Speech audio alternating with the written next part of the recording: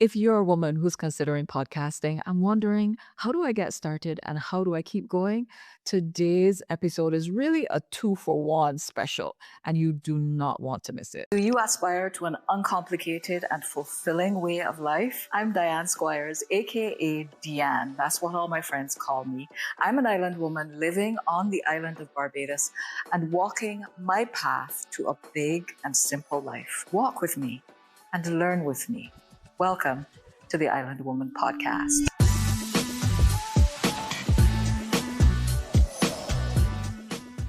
We're kicking off season 4 of the Island Woman Podcast with a special collaboration with a partner podcast, let's call it a friend podcast, the Wellness and Growth Journeys podcast with Mialisa Garnes. And what are we doing? We are talking about women, podcasting, and visibility. How we do it, how we keep going, why it matters, and why it could matter for you. This is how it works. Catch one part of the conversation here on the Island Woman podcast. We're talking about burnout and podcasting. Yes, we are. And we're talking about the tools that we use to streamline our processes to help to mitigate burnout. On the Wellness and Growth Journeys podcast channel, we're talking about how we got started in the first place, what that has meant for us, what visibility through podcasting has meant for us, and how that can actually be economically empowering. So, if you really are thinking seriously about podcasting, start here and then jump over to the Wellness and Growth Journeys podcast channel on Spotify, on Apple Podcasts, on Libsyn, and on YouTube. All the places that you can find the Island Woman podcast. Let's get started. Tune into the conversation here. All right. Hello, everyone. Welcome back. This is part 2 of a collaboration between the Wellness Growth Journeys podcast with Mialisa Garnes and myself, the Island Woman podcast with Dianne Squires, all in celebration and commemoration of International Women's Day this year on March 8th. And the focus for International Women's Day is give to gain, right? So we decided, and really, Melissa, I have to credit you with the idea of us collaborating. So we are kind of giving to each other and giving to each other's channels. Yes. Yeah, looking at visibility, women, and podcasting. This is part 2, and I'm happy to be back with Melissa again. Oh, listen. I don't know. When I thought about doing this collaboration, there was no other person that I would think that this would be great to have this kind of discussion with. Just because, yeah, what we're doing, and we're focusing in on women specifically too, and just having the discussions around women's health, business, and it's all really in efforts for us to have a more fulfilling life, and they all Mm-hmm. work together, so they're not really in silos. Like, yes, you could work on your health, but then in terms of your mental health then, and what it is that you want to do with the rest of your life. I was speaking to somebody the other day, and I was saying that I don't know if we have like a midlife crisis or something, but like there comes a point in our life where we say, okay, I want more out of life. What I'm doing right now is not serving me. Therefore, I want to do more. I want to find what drives me. I want to find my passion, right? And then we probably spiral a little bit because we start doing a bit too much, and it would lead to something like burnout, right? Which we also discuss here, right? So let's talk really briefly about what podcast burnout actually looks like. And then how do you know when you're doing too much? I'll let you answer that first, Diane, and then I will put in my 2 cents. All right, I have a lot to say, but podcast burnout can be real. And let me tell you this: I started the Island Woman podcast solo for that very reason. Because if you think of podcasting where you have to coordinate with guests for every episode, you have to schedule people, you have to reach out to those people, you have to think. So from the bottom up, there's your podcast and the branding. There's who are the people you want to talk to? Are those people going to be interested in talking to you? finding the people, making the list, contacting the people, getting the scripts together, coordinating for the date, all of that. So I was like, you know what? I have this idea for the podcast. I've done podcasting before, audio, which was simple. And yes, I did solo episodes and I did guest episodes. I said, yeah, save yourself the trouble because between the scripting and the finding the people and the coordinating and the scheduling, I can quickly see you not going past, season 8. And so that's the reason why I chose to go solo. Now you'll notice then that in season, I think it's about midway, was it season 2? I decided, okay, now I'm ready. I'll work with guests, but I had already spoken to these people weeks before, right? So I was trying to be super prepared, but the burnout can be real. And then let's talk about the tech. Yes. I Yes. know we'll get into tech afterward, but that's also a consideration, especially when you then decide, look, I'm doing a video podcast. Because then you're thinking, you're a woman, you're thinking, how does my hair look? Then how is the audio? Because it has to sound good for audio channels, and then it has to look good for video channels. Does my background look okay? I look okay? And then there are just those days when You're not feeling it. you are just not feeling it. So you know that you're not feeling it, and you know that you look like you're not feeling it, but you scheduled this thing. Thank you for bringing that up because I would look at some podcasts and I was like, these men just roll out of bed, I just press record and they're good. And no one looks at them and judge them because they don't got makeup on, because maybe because the hair might not be looking, look presentable or whatever. But like, and I know people will say, "Oh, you could do that too." No, you cannot, because for women, if we want to show up and we want to be taken seriously, we got to look a certain way, and that's just how it is. That is just how it is. We can't, pussyfoot around the whole matter and think that we could do what men do because we can't. Even women themselves will probably not watch us if we are not presented a certain way. I was going to say that we've been so raised and socialized to think a certain way about how we look and how we need to look is often other women who might be more critical of you, right? So, whether, what your look is like or what you should have done with your hair or did you choose the right top or, all of those things.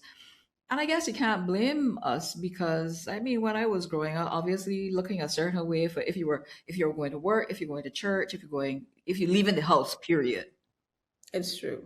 you should look a certain way, which makes sense. You have to represent your family in a certain way. Why not? But often, that can be part of the burnout too, because then you're thinking, what am I gonna wear? And what am I gonna do with my hair? And all of these things, and that's one, 10 things, 10 more things to do. I know, right? And 10 more things that are on your mind, right? Because yes, the same kind of process that you went through when I was starting my podcast was the same thing that I had to go through as well. So I probably came up with the idea for the podcast in like January, but I didn't have my first episode till about May. And I mean, there were a lot of different things that, that popped up in there. Me kind of focusing on like what the name would be and then kind of like building out what the brand would be, the brand identity, and then reaching out. And when you don't have any guests at Yeah. all, it is very, very hard to get started and then to keep that momentum going. So that's why I will always be thankful for my first guest, Dr. Reporter Corona from BioConnectMed, because she was like, I love your vision and, I want to be on your podcast. And she was my first guest. And she wasn't, she's not like no kind of hairy fairy person. This is like a doctor, like a real doctor, a real women's health doctor, right? So I was like, I could then use this then to reach out. Hey, look, I had a podcast with Dr. Corona.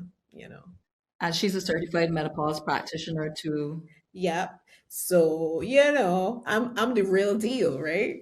So that was the first hurdle that I had to get over.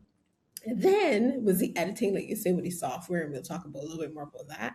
Learning how to do that. And then, oh my gosh, I don't know if it's a woman's thing, but I was a perfectionist at this thing. I'm like, oh my gosh, I want this, I want that. And if you know how long it took me to just post this first The first episode, one, right? yes, it was their first one because oh my gosh, what are people gonna think? Oh, this doesn't sound good, this doesn't look good, this and so many things, that was stopping me from just like publishing this first podcast. And I didn't even stop there. I think like by the second one, I think I had people asking me, where the podcast? Where the second podcast? Like I'm working on it and I was working on it myself, right? So, as well as doing everything else. So burnout for me came when I started to have an influx of people wanting to be on the podcast. And I don't know, but I didn't want to say no because I had just come out of like this drought phase of having to beg people to be on the podcast, to know this season of just what was the word though? Like an avalanche Just of people. fruitful, multiply. Yes, all these people. I was having podcasts. Oh no, like about 4 recordings a week. Yeah, that's a 4 lot. or That's a lot. more. It That's a was a lot. lot, sometimes 2 in one day. And I was just exhausted. And I remember a friend told me the other day, when she was watching someone, she says, you look tired in one of the podcasts. And I was like, I was tired. And I don't know, I guess I felt like I needed to kind of have like a lot there, kind of, stored up. Yeah. Um, I don't know where my mind was at that point, but I didn't want to say no. I think that was probably like the first Yeah. thing. I didn't want to say no because I went from struggling to get guests to now like having a lot of guests. And of course there were a few that I was like, I'm not really sure if this fit. But like once you were, a practitioner in women's health, and we covered some sort of topic under that, then I would go. But yeah, And it was a lot. you're right to talk about it like seasons because you said you went through the drought phase and then you had, this fruitful phase. And I guess sometimes you just have to know that you have to push through it because it is like now you get to understand what it's like if you had to put out a TV series or something and people start to expect, oh, on Tuesday next week, I'm looking out for which is pressure. Which is pressure. So then you're thinking ahead to all the Tuesdays or whatever your release day, your usual release day is, all the Tuesdays that you have to fill, or all the Sundays in my case that you have to fill, and the commitment that you made to doing this thing. So it's just one between putting pressure on yourself, two doing the actual work, and then three, I guess, thinking now of am I meeting my goals that I set for myself with the podcast? A lot of those things add to the stress and the possible burnout. Yeah. I also want to add, Diane, first of all, congrats to you for being so consistent. Um, every time I get listen, guys, Diane messages me every Sunday with her new episode. I'm like, love it, love it. Diane does not miss a beat. So congratulations for doing that, being Every consistent Sunday, yeah. I every mean, Sunday. it is a struggle, and sometimes you are out doing something, so I have to plan ahead. Okay, I have to plan ahead from the night before that I'm sending this to my WhatsApp people, the people that I send it to on WhatsApp. And that was a struggle at first too, like to think, man, I could just miss this week because I'm doing this in this place, or I had to go to church, or I had to whatever I had to do. I could just miss it. And then you're like, no, sorry, Yeah, you yeah, already made the commitment, which is why I limit myself to 12 episodes a season so that I know that then I can take a break, and then go back to it. But yeah, being consistent can be a struggle for yeah. sure. I have to look for these stats, right? But there are some stats on podcasting, and I Yeah, I know think what they you mean. say, you know what I mean? That Most certain podcasts don't go past episode 3. yes, yes. So I think if I, you've I already cannot gone remember past what that, is I think it's like there's is it 40%? It could be more than 40%. 90%? hmm It's a big First of all, number. I didn't even know so many podcasts exist because I think podcasts are like in the millions, right? I was like, Yep. what? So many people Yep. podcast? And then on top of that, like the stats say they don't get past a certain like 50% or something, I think it was, don't get past a certain amount of episodes Yeah. because you kind of start nice and strong and then maybe life gets in the way if you're doing a Yep. solo kind of podcast.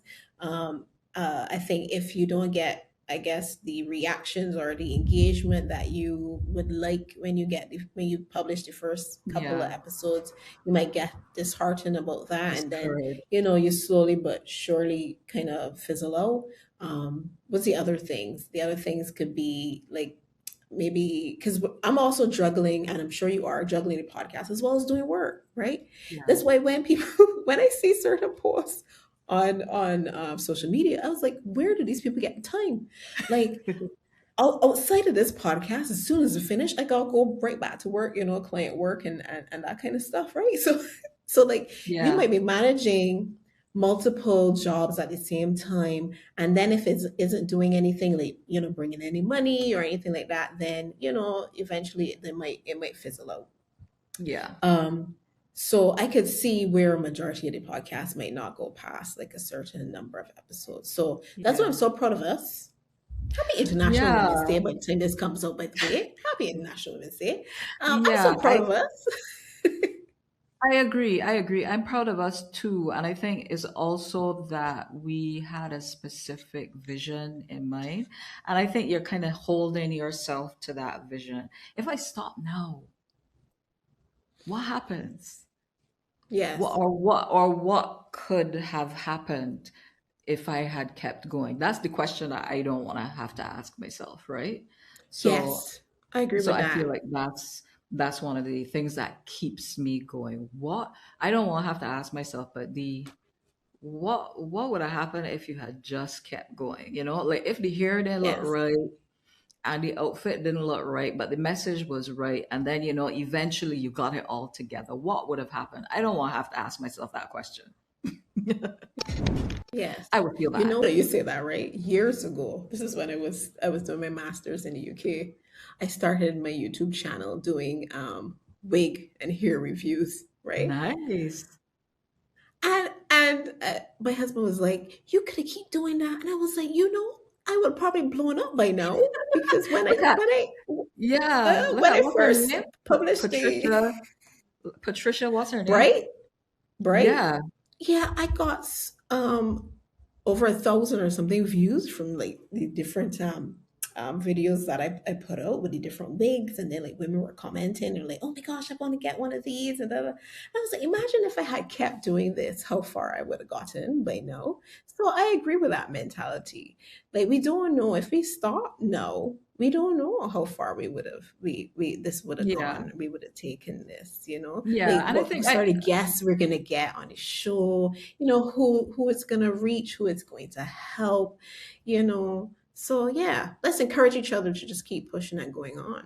I completely agree, and I know that I've talked as ad nauseum probably on my channel. I even put out an episode on how I keep going. So sometimes you just have to stop the self judgment because that's the main thing that keeps us from going.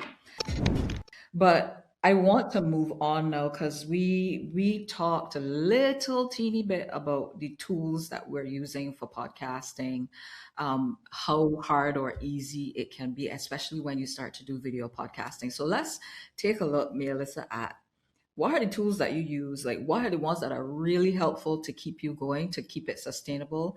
And what are the ones that are just pure hype, like just people talking about them, but they're not really that useful for you? First of all, Riverside is my number one. I don't know how, I know there are other kind of tools out there, but Riverside, oh my gosh. Um, Riverside.fm. yes. This is my everything here. Like you could do your complete podcast in Riverside, and they keep adding more and more features. So I think now they do hosting. I think I saw an email come out recently that they do hosting, and they also then would publish your audio version to like Spotify and all of the other. um, popular podcasting networks, Apple Podcasts, and so on. So Riverside is my must have tool for podcasting, Same here. especially video podcasting. I'm not really sure what I would use if I was just doing audio, but my recommendation really though would be to start with video. Like if you want to get into podcasting, start with video. If you just want to publish the audio, go ahead. But guess what? You got the video there just in case you're ready to launch with that, right? And then video podcasting is so good as well because you get to show. Yes, audio sounds nice, and Diane, you have a really nice voice. Audio sounds nice, but like you actually get to show, do a little show and tell, and you get to see expressions, and you get to see, You get to connect with the person. yes, perhaps how diligent and dedicated they are to their particular topic, but you know, like how they interact, how they speak about it, and their mannerisms and so on. Right. So I will always say start with video podcasts. And Riverside has a bunch of things that you could edit in there as well. They add that you could add sound to it. They also have AI that can help you automatically generate clips if you want. And then you could download it and then upload it, or you could connect your socials and then post straight there. They also have streaming functionality. So Yeah. if you wanted to do like a live podcast at any point or a webinar or anything, you know, they have the visibility there. So I would say Riverside is the best to start with. I don't know about the others. Diane, you would probably let me know if there was any others that you tried. Um, no. There are a few others that I heard of and I cannot remember the names, but I converted to Riverside.fm when I started to edit the podcast myself. So my whole setup when I started last year, March 30th, 2025, Try to date though, Pat. two phone setup, right? One phone was camera, one phone had teleprompter with my script. And I recorded that, had my mic on, all of that. And I recorded that and I sent it to my video editor. So I was not worried about editing at that time. There was a video editor, Akeem Brathwaite, love you. He's great. And then come season two, obviously you don't make any money in podcasting. So I was like, you know what? I want to be able to compensate my video editor. Can't do that right now. Let me take on the editing myself. What do I do? Riverside, which is Yes. easy, like you say. You turn on your camera, whether it's your laptop camera or you have a webcam or whatever else, and everything is pretty much done in there for you. It takes a little bit of planning on your end, but otherwise it's pretty simple. But I could tell you this, before I really got accustomed to Riverside, I was also using, guess what? Canva. Wait. Canva. Canva? Canva's video editor, because like I put in little transitions and things like that, and I just found it a little easier to do on, yeah, on Nice. Canva. I found that their video editor now, it doesn't feel as, It's a you little know, complicated for me. A little yeah. complicated. Before it was just like, pull things and drop, and it was easy for a person like me who was not, a video editor, but could kind of figure Hmm. things out and hold my own. So yeah, I used to do some editing in Canva, girl. And Oh, then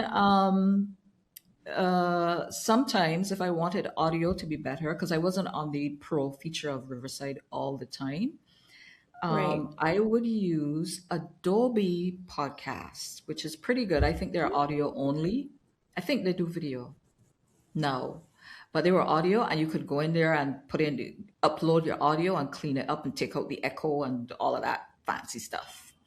And so Nice, sometimes nice. if I used Canva to edit and I wanted to clean up the audio, Canva isn't as good on that end because you can't do like a 30-minute video and clean up the audio.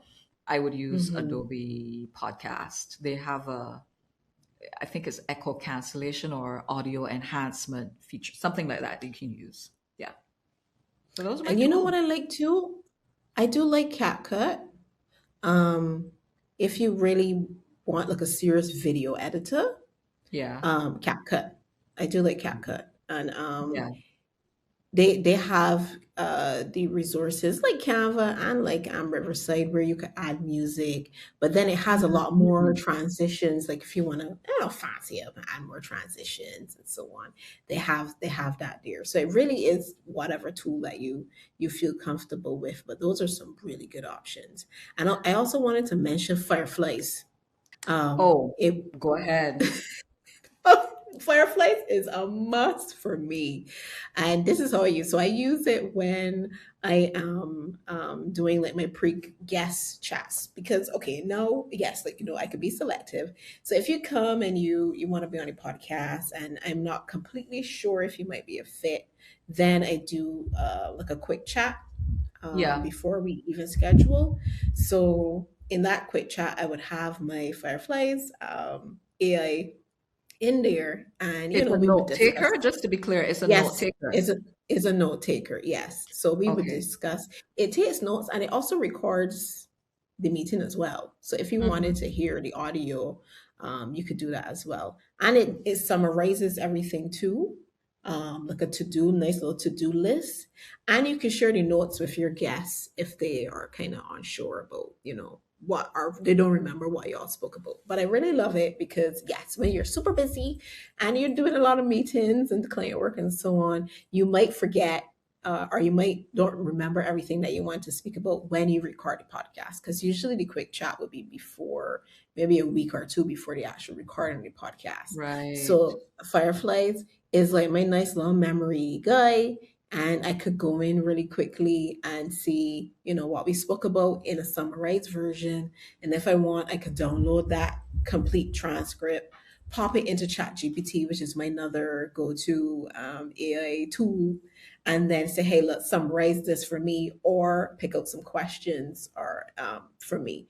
Oh, but we didn't even talk about the show notes and the YouTube descriptions and all. Oh yes, Riverside has that as well. Because Fireflies must be good for that. I know that Riverside also does show notes. Like their AI feature helps you with show notes, which is a decent guide. I think for the timestamps. So for those of you who are listening who are interested in podcasting, you might want to make sure that you save and come back to this episode because things like the timestamps and the specific topics that you addressed by chapter is really helpful for YouTube, for both your SEO now and for generative engine optimization. That's optimizing for AI to find or discover different topics in your podcast. Yeah. So yeah, Riverside helps with that. Riverside helps with that, and it also generates your transcript, which is extremely helpful for generating your show notes and the key topics or themes that you covered in in the podcast episode. So I think that's helpful. That's true. And just really quickly, because I know we run out of time, monetization. Let's talk about that. Speak to Because that. I am aiming to get there. So Mia, listen, tell us all about monetization because I need to know. I need to know. so oh my gosh. The first thing was YouTube, right? And I was like, oh, I think you need like 1,000 subscribers and then you need like 300 watch It was hours or something like four that. thousand Crazy. watch hours, 4,000 watch hours, I think, On Yes, in a year. on your long form in a year, Yeah. very specific in a year. In your short form content, your shorts, I think it's something like 10,000 watch hours or something crazy like that. Yeah, Yeah. it's pretty. So monetization was just kind of like out the window for me because I was like, ain't no way I'm This gonna is get happening to on that YouTube, anytime right? soon, right? Yeah. Because yeah, I'm thinking Caribbean, I'm thinking woman, I'm thinking the algorithm is not gonna share this. I'm thinking all of that. So up comes lip sync. So lip sync is liberate Liberation syndication, liberated syndication. syndication. I think that's what it is, but lip Uh-huh. sync for short. And so I upload my audio there, and then they share it to all of the major podcast networks. So they recently launched a monetization feature on the audio podcast. So you don't have to do anything. You just have to say, hey, look, yeah, I want to take part in your monetization program. You didn't have to have a certain amount of followers or listeners. I think there was Oh, listeners. And then, of course, how often you post. So they took a look at my account. They're like, okay, she posts every week. And she has pretty good downloads. So yeah, we'll qualify her for monetization. So yeah, so monetize on the audio version, which is really, really exciting. Now, I'm not saying that I'm raking in loads or anything, but I'm just but saying that is an option. Like, yes, we do yeah, focus a lot on YouTube, but like there are other options but out there there for are you to other get options out monetized. there. And Libsyn is Libsyn. For those people who might be interested, if you're about to or thinking about launching your podcast, maybe you go with them. They're hosts, right? They'll host the podcast and distribute. Yes, yes, audio only, right at this point. Yeah, so obviously you can still host your audio on Libsyn, but you can also upload to YouTube or wherever else you want to do video if you want to do that. And I think monetization, like we are spending a lot of time, like we talked about in part one, and also here when we were talking about burnout. Why not get monetized if you're already putting out the content? You're putting so much effort into it. You're getting a lot of experts on the podcast. It's great information for people to have. It's educational, it's informative, all of that. So why not go for monetization? I'm all for it. So Libsyn sounds great. Well, thanks so much, Diane. This has been such a great discussion. Hopefully, we're able to cover all the topics, and I'm hoping that women listening to this podcast are able to have their questions answered. But we also would appreciate comments, questions, any sort of engagement, anything that you want to know, whether it be on my version or part one or part two. Part one. We Yeah, we will be happy to answer any questions that you might have, for Yeah. sure. And of course, tell us on both channels if you like the idea of these collaborative episodes. Maybe we can do them, once every quarter or something like that. Just get back together. So, looking forward to your comments, to your sharing this episode if you enjoyed it, and of course to you subscribing either to the Wellness Growth Journeys podcast and to the Island Woman podcast. We would appreciate that so much. Yes, we love your support. Every little like, every little comment, every little view matters to us so much because it just shows that you at least like what we're putting out. It would inform the sort of topics that we pick as well. So if there's one particular topic that you prefer over the other, please let us know because we want to create content that would serve our audiences. But yes, thanks again, Diane, for your time. And happy International Women's Day again. Thank you so much. All right, guys. So that is it for now from Wellness Growth Journeys and Island Woman Podcast. Signing off and wishing you all a wonderful International Women's Day, International Women's Month, and a great week ahead.